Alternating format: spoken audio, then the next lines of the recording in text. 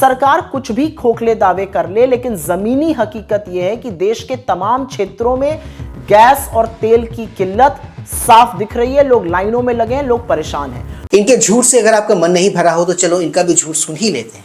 पूरे देश में एलपीजी गैस जिसे हम बोलते हैं, जो घरों में खाना बनाने के भी काम आती है, रेस्टोरेंट में, इंडस्ट्री में, तरह तरह से लोग इसका इस्तेमाल करते हैं। एलपीजी सिलेंडर का, गैस का, इसकी देश में भारी किल्लत हो गई। 7 तारीख को सिलेंडर बुक किया था और आज सिलेंडर आ गया। और जो लोग कह रहे हैं ना कि देश में सिलेंडर की मारामारी चल रही है, किल्लत है, ये देख लो, अभी सिलेंडर मेरा अभी गेट भी खुला हुआ है, देखे गया है। इनका झूठ अगर आपको कम लग रहा हो तो ये लो एक और झूठ देखो, सुनो। मेरी रूह कांप रही है यहाँ पर खड़े होकर के, क्योंकि ये टूट चुका है और इस मकान के अंदर लोग अभी भी मौजूद हैं। उनके पास कहीं और करने का समय नहीं, कोई और सहारा होता है। ये दुकान है, ये अभी भरी हुई है अंदर। हे भगवान, ये क्या कर रहे हैं? ये भरी हुई है। ये कौन सी बर्बादी कर रहे हैं आप? मेरे हाथ कांप रहे हैं सोच करके कि जो मकान तोड़ा जा चुका है उस मकान के अंदर लोग मौजूद हैं, उसके अंदर लोग रह रहे हैं, छोटे छोटे मासूम बच्चे हैं। उन लोगों के पास रहने के लिए कम से कम उनको किसी सुरक्षित जगह पर तो लेके।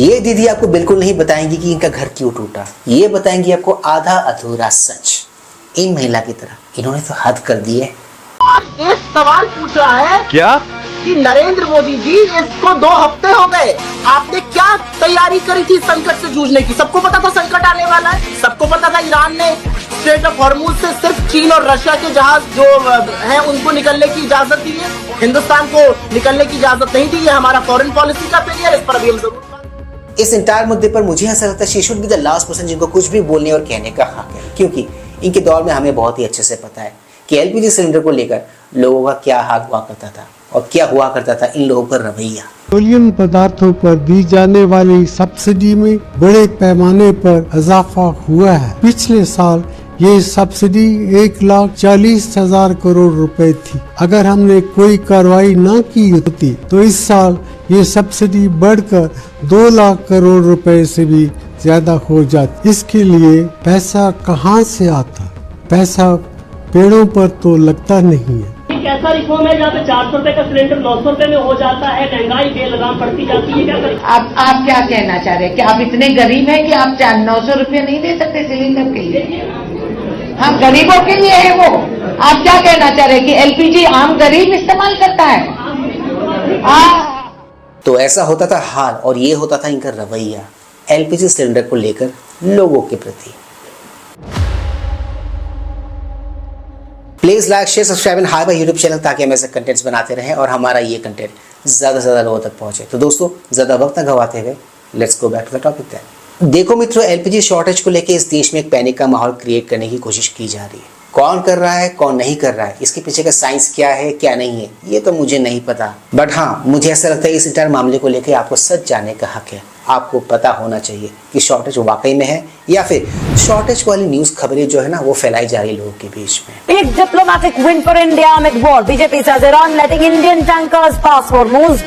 Key leeway after Jaishankar Aragchi talks. Iran allows Indian tankers Pushpak and Parimal to pass through that very Strait of Hormuz, which continues to remain a major area of escalation because Iran had completely blocked the strait and even till date on day 13th of the war has said that no ships shall be allowed to pass here. और अब बड़ी खबर आ रही है, विदेश मंत्री जयशंकर और Iran के विदेश मंत्री से बातचीत के बाद भारतीय जहाजों को हॉर्मुज रूट से गुजरने के लिए हरी झंडी मिल गई और ये बहुत राहत की खबर भी आप कहिए, क्योंकि ये रूट खुलना बहुत जरूरी था। जिस तरह से हम अभी देश में एलपीजी की संकट से लोगों को जूझते हुए देख रहे हैं, ऐसे में सुमित, ये बहुत राहत की खबर है कि बातचीत के बाद कम से कम ये हुआ कि भारत के जहाज अब इस रूट से गुजर पाएंगे। देखिए बिल्कुल, और क्योंकि ये इसलिए भी राहत की बात है क्योंकि अब से अगर आप देखें तो ईरान ने किसी देश को इजाजत नहीं दी थी, लेकिन भारत के साथ लगातार वार्ता करने के बाद ये इजाजत दी गई। और अगर आप सिलेंडर बुक कर रहे हैं तो 2.5 दिन के अंदर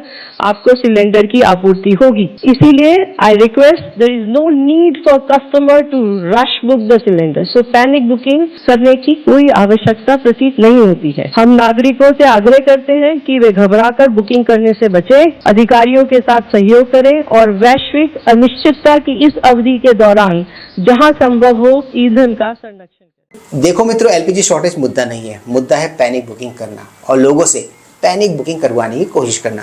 अब ऐसे फेक न्यूज़ फैलाकर किसने ये कोशिश की, ये मुझे आपको बताने की ज़रूरत नहीं है, आप समझ ही गए होंगे।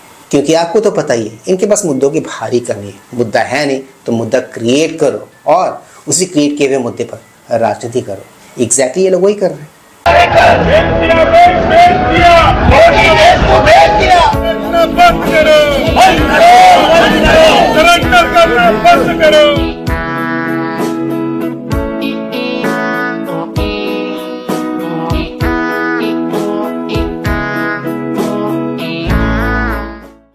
इनके खुद के शासनकाल में एलपीजी को लेकर क्या हाल हुआ करता था, ये तो हमने यार आपने देख सुन लिया। और इनके ऑडेसिटी तो देखो, सीना तान के ये लोग कैसे झूठ बोल रहे हैं। और इनका ये वाला झूठ सुनकर आपको आई एम श्योर आपको पुराना वाला इनका एक और झूठ याद आ गया होगा। पापा ने वॉर तो रुकवा दी, मीम नहीं रुकवा पाए इस चुनाव में। जी ने वॉर रुकवा दी पापा। पापा ने वॉर रुकवा दी, पापा में नौकरी क्यों नहीं रहते? और रुकवा दी पापा, चीन को व्यंग करवा दिया, विश्व गुरु बना दिया, सुपर पावर बना दिया। अभी बता दे भाई, अभी बता। One telephone call from Mr. Modi to both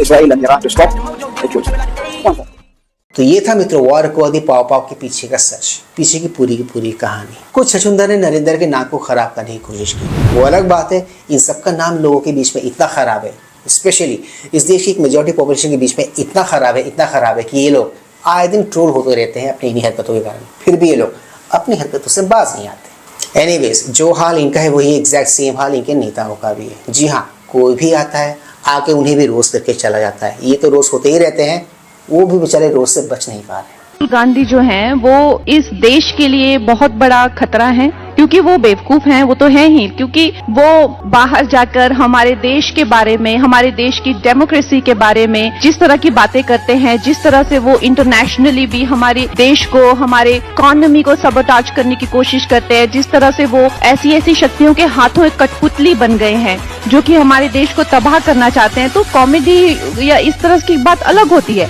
लेकिन जितना लो उनका आईक्यू है और जितना लो उनका सेल्फ एस्टीम, या ये भी कह लीजिए, आप देख सकते हैं किस तरह के वो उनको कैप्चर कर लिया गया है। And he is a very big threat right now. तो obviously as a not just, I mean, I don't consider myself some big ज्ञानी of politics, but just as a Indian I feel के even in the opposition we deserve.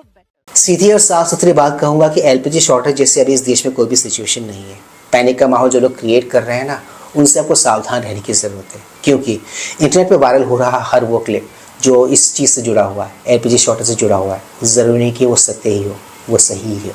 और हाँ, एक और बात भी है, चूँकि युद्ध चल रहा है, ये बात हमको और आपको अच्छे से पता है, तो हमको एहतियातन और साफ़ सुथरे और इनफैक्ट सेफेस्ट वे में एलपीजी को यूज़ करना चाहिए, डीजल पेट्रोल को यूज़ करना चाहिए। ये बात तो मैं आपसे ज़रूर कहना चाहूँगा। बाकी इसके अलावा जो कुछ भी खबरें आप देख सुन रहे हो इससे जुड़ी हुई, इससे रिलेटेड ज़्यादातर खबरें जो है वो पैनिक फैलाने के लिए फैलाई गई हैं। अभी आप समझदार हो, समझ जाओ इसको कैसे डील करना है, इसको कैसे टैकल करना है। तो दोस्तों, आज के इस मजेदार वीडियो में सिर्फ इतना ही। मैं मिलूंगा आप सबके साथ अपने अगले वीडियो में। Anyways, do not forget to like, share, subscribe YouTube channel. इससे हमें शक्ति मिलती है, इससे हमें ताकत मिलती है और इससे हमें मोटिवेशन मिलती है। कीप स्माइलिंग दोस्तों।